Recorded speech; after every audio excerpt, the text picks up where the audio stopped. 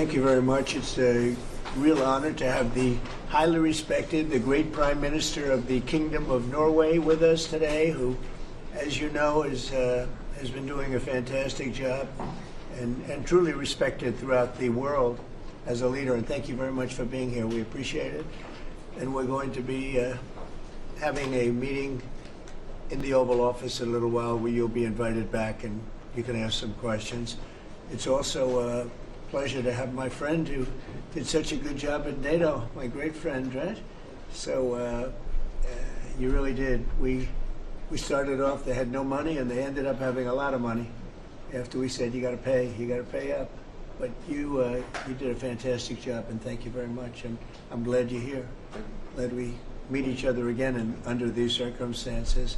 So we'll be meeting in a little while at the Oval Office, and if you have maybe one or two questions, we'll do it now, and after that we'll go to the Oval. Mr. President, on Russia, do you still believe that Putin is serious about peace given the events overnight in Ukraine? And if that bombing doesn't end, are you considering new sanctions on Russia?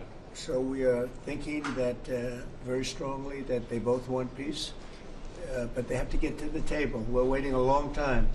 They have to get them to the table, and I think we're going to get peace. We want to save 5,000 young people. I used to say 2,500. I now say 5,000.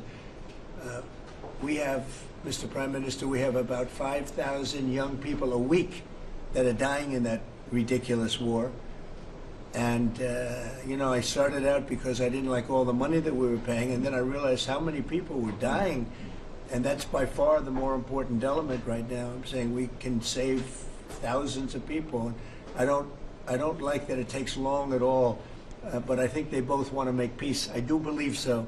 There's a lot of hatred there. There's a lot of very bad blood, a lot of distrust. But I think I hope we're going to get there for the sake of a lot of young people that are dying. Mr. President, do you have a deadline for when the party? I have my own deadline. And we want it to be fast. And the Prime Minister is helping us. He wants it to be fast too. And I think everybody in this, you know, at this time in NATO, they want to see this thing happen.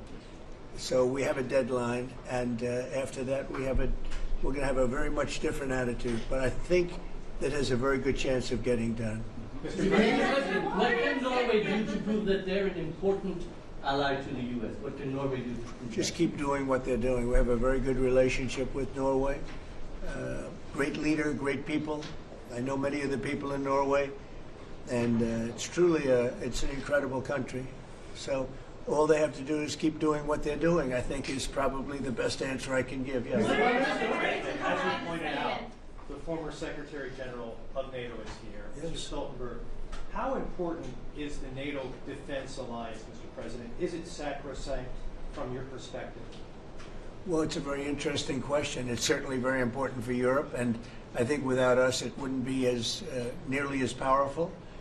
And as the former Secretary General, who did a great job, can tell you, I played when I was there a very big role in making sure that NATO is funded by the 28, at that time they had 28 countries, including us, because many of the countries weren't paid, and they ended up being paid, you would say, and the Secretary General was very nice about it, as far as I was concerned. Other presidents went in, they made a speech, and they left, and that kept going on, and, you know, in the meantime, they had no money.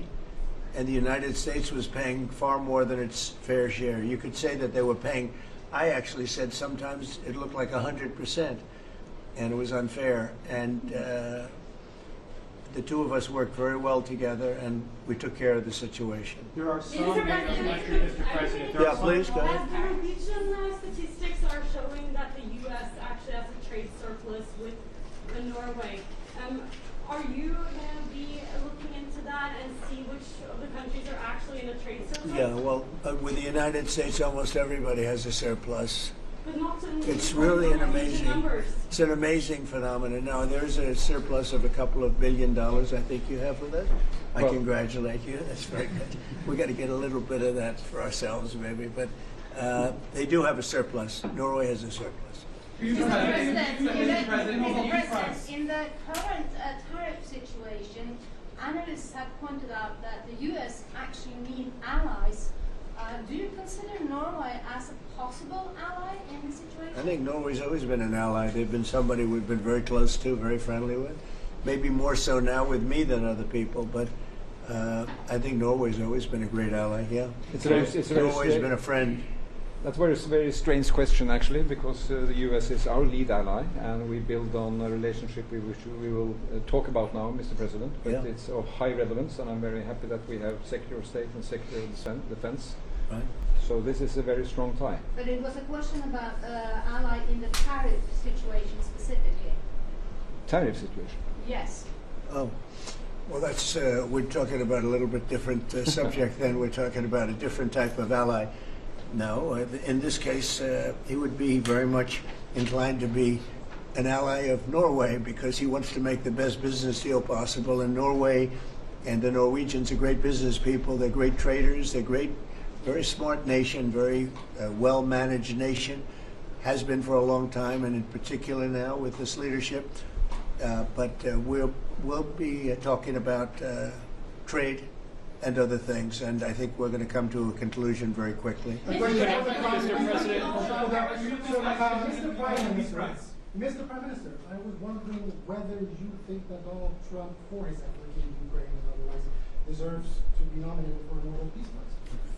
Well, I salute President Trump for having been taking very important initiatives to get this conflict towards an end, which both parties deserve. We need to have a ceasefire, save lives, move towards something which is more secure for Europe, for the people concerned. And on that we work together. And I look forward to go into some details because we are at a critical moment. On that price, that is a committee taking care of that, which is completely working on its own terms, and I cannot comment on that.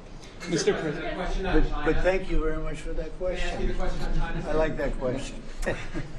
Yeah, please. A question on China. Can you clarify with whom the U.S. is speaking with China? They're saying it's fake news that trade talks are happening.